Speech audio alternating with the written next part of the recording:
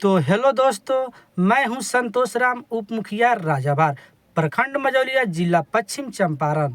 आप सभी ग्रामवासी एवं देशवासियों को हमारे YouTube channel SPM news world के तरफ से होली की हार्दिक हार्दिक शुभकामनाएं देते हैं।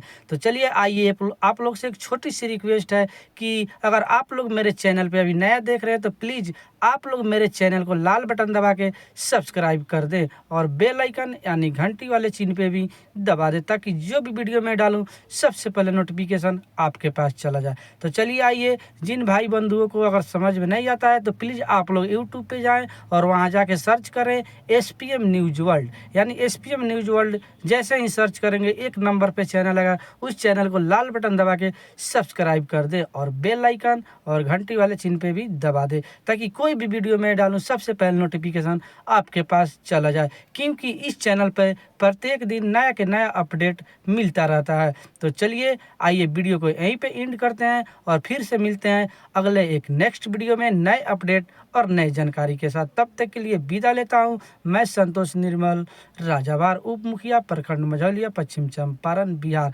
Okay, so thanks, happy Holi 2025। तब तक के लिए विदा लेता हूं, अगले नेक्स्ट वीडियो में मिलते हैं नए अपडेट और नए जानकारी के साथ। तब तक के लिए bye bye, thanks, okay, happy Holi 2025।